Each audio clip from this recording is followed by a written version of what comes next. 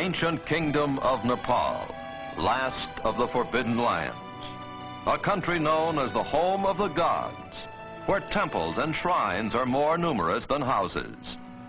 A land of contrasts, whose varied architecture marks it as the meeting place of two great religions of the East, Buddhism and Hinduism.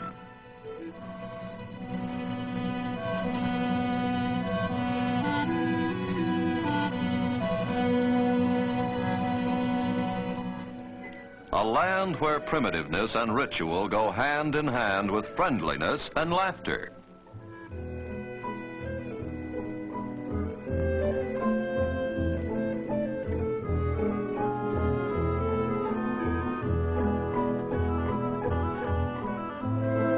The intricate art and architecture of Nepal are a source of wonder to the few travelers from the Western world who have been permitted to see them.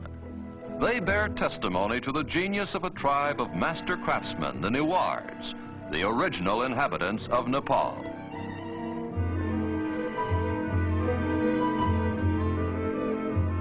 In centuries past, the Newars traveled far beyond their own borders, and in all likelihood, it was they who introduced the distinctive pagoda style to China and Tibet.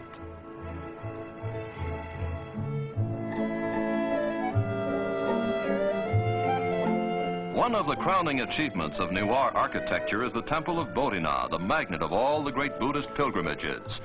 Fluttering prayer papers give the temple a festive air, while the glaring eyes of Buddha remind the faithful that their activities are being watched.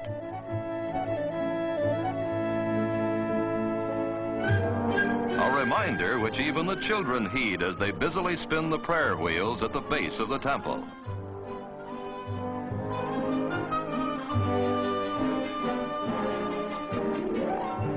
The 7 million inhabitants of Nepal live in a country ringed by mountains and guarded by jungle. There has been practically no contact with the Western world. For hundreds of years, each generation has known a primitive way of life, hardly any different from that of the generations preceding it.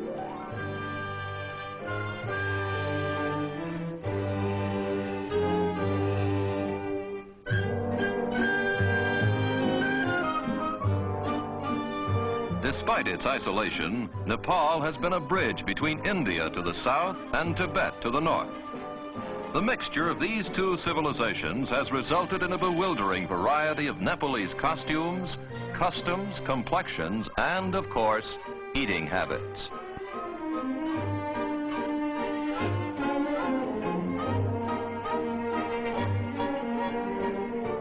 Here, a traveling Hindu fakir, or yogi, demonstrates the latest in imported headgear, a turban fashioned out of hair instead of fabric.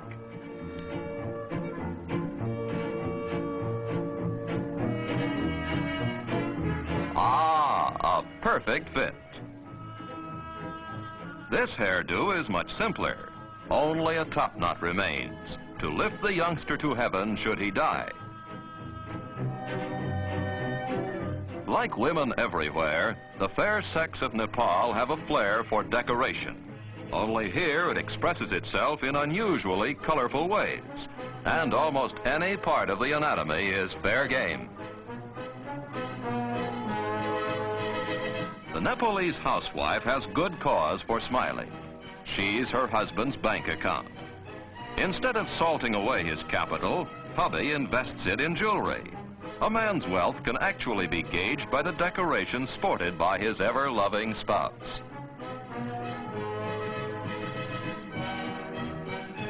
In a land where so many gods are worshipped, festivals and religious ceremonies occupy a good part of the time. Almost every day is a holiday. Some of the festivals are not only gay like this one, but also gory, like the annual Hindu festival of the Dasera, during which hundreds of buffaloes are decapitated as sacrifices to the goddess Durga. A wedding is also an occasion for celebration. It's an expensive affair, but not for the blushing bride. Her trousseau and ornaments are paid for by the groom, who also foots the bill for all the expenses of the elaborate ceremony.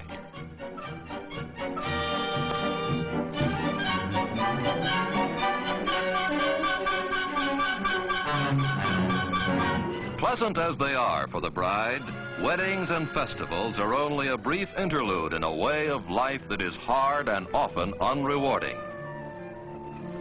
The soil is poor, the tools of agriculture are primitive, and even when a crop does grow, it's often raided by sacred monkeys and other animals which cannot be harmed. Near Kathmandu, the capital of Nepal, there are several small towns. One of these is Pashupati, the doorway of death. The townspeople do a thriving business carrying bundles of wood. For the great desire of the Hindu is to be cremated here and then set afloat in the holy waters of the Bagmati River.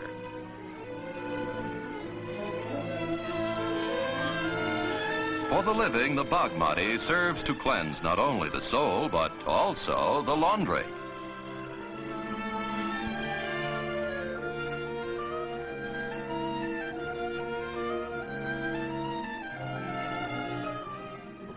And now we come to the ruling tribe of Nepal, the Gurkhas. Almost 200 years ago, the ancestors of these soldiers defeated the Newars in bloody battle and took over the top spot in the kingdom. Since then, both the army and the government of Nepal have rested firmly in Gurkha hands.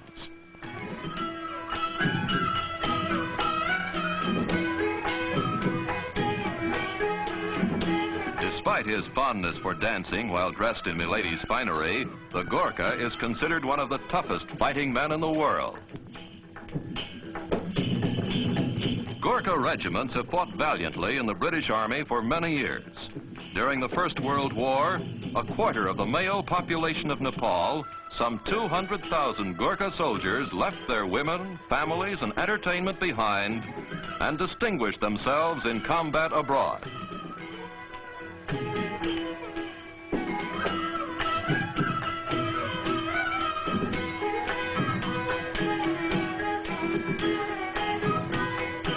Although the Gurkhas have traveled beyond their own borders, Nepal itself, with its temples, beliefs, and people, has hardly been touched by what we call civilization. It remains a land of savagery, simplicity, and beauty. A land which only now is beginning to reveal its secrets and its splendors to a curious world.